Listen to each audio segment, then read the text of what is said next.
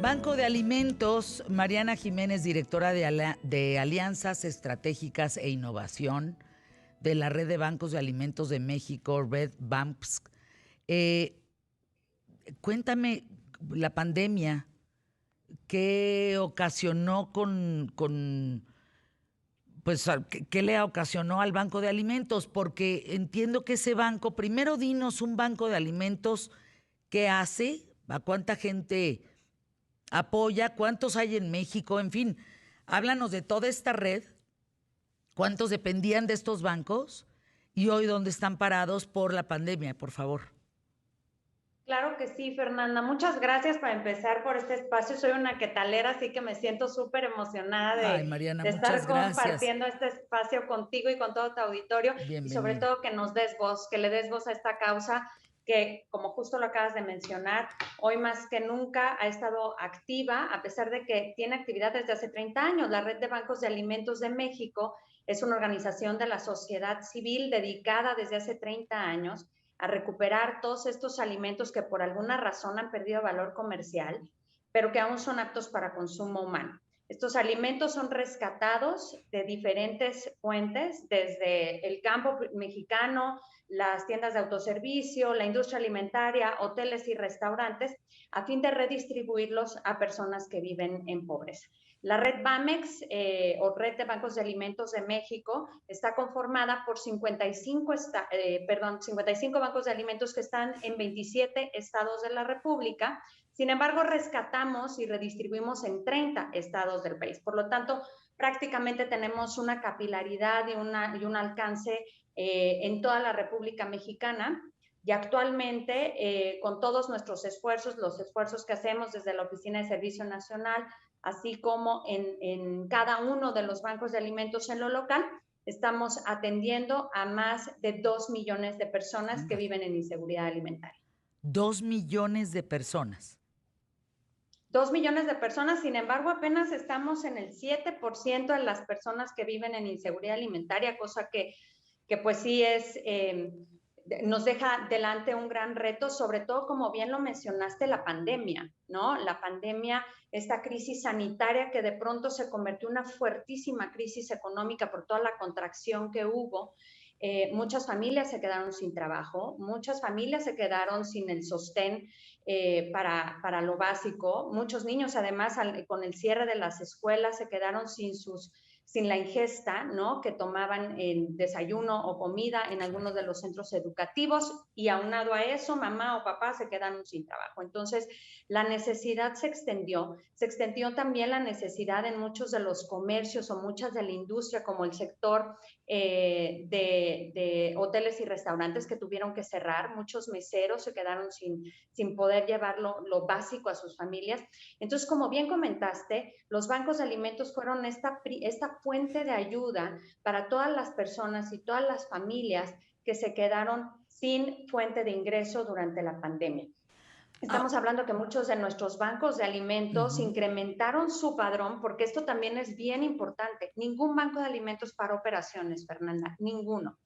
Siempre se procuró seguir operando de manera segura, tanto para el personal, los voluntarios y los beneficiarios de los bancos, a fin de no desamparar a todas las familias que ya de por sí tenían una situación económica pues precaria, y asegurar también apoyo para todos aquellos que se sumaron a este padrón de beneficiarios a causa de la pandemia. Estamos hablando que hay bancos que incrementaron su padrón hasta en un 50% de beneficiarios, y hoy por hoy muchos de ellos, sobre todo en aquellos estados que están económicamente con situaciones más complicadas, pues continúan atendiendo a estas familias.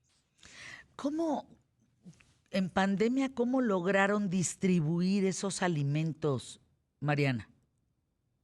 Pues mira, te comento, nuestra red de bancos de alimentos cuenta con un parque vial de 480 unidades. Estas unidades, que son transportes de carga, de cajas secas, de cajas refrigeradas, de todos tamaños y dimensiones, están destinados a rescatar el alimento de todas estas fuentes que yo te comentaba.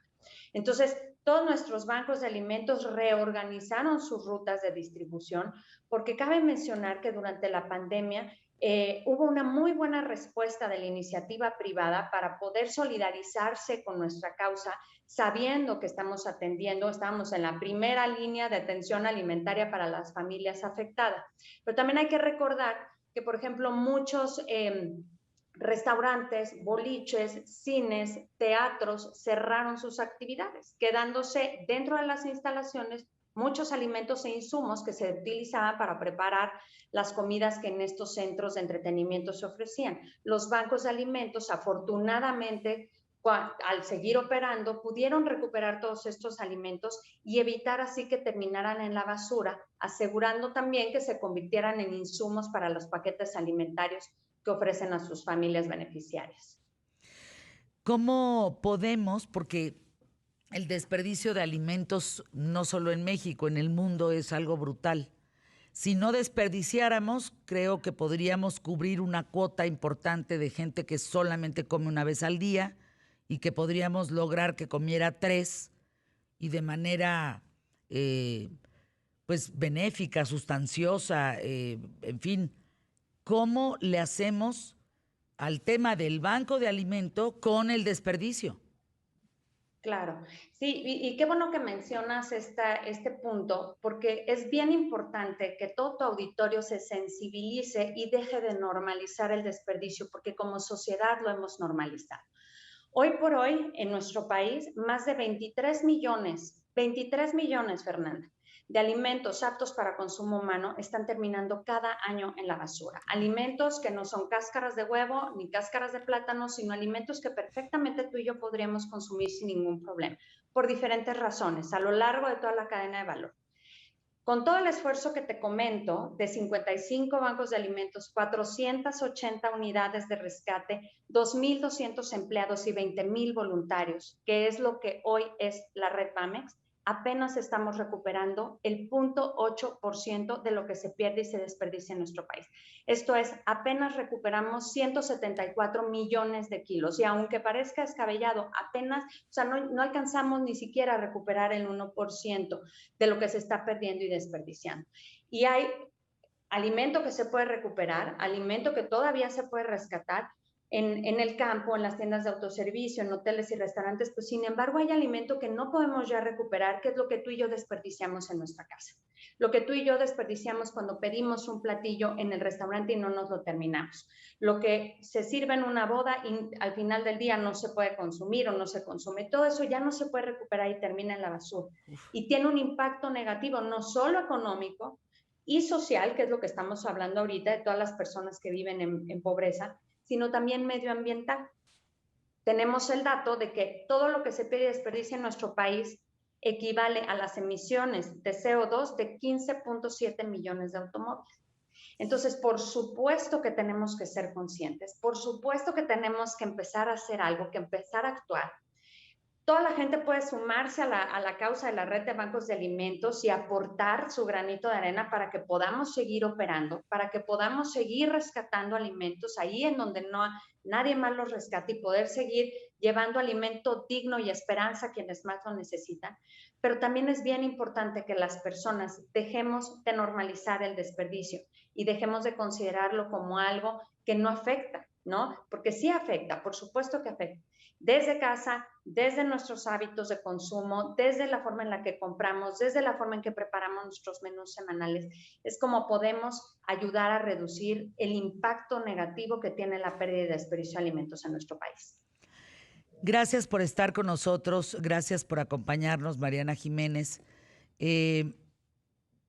Vamos ayudando en ese sentido, vamos haciendo ya tienen un programa ustedes que se llama Pacto por la Comida, me parece, ¿verdad? Así es, el Pacto por la Comida lo que busca es, justo para 2030, involucrar a diferentes actores del sector alimentario, productores y distribuidores de alimentos, sumar voluntades para reducir al cierre de 2030 en un 50% el desperdicio de alimentos en nuestro país. Es un enorme reto porque además solamente tenemos 9 años para poderlo lograr.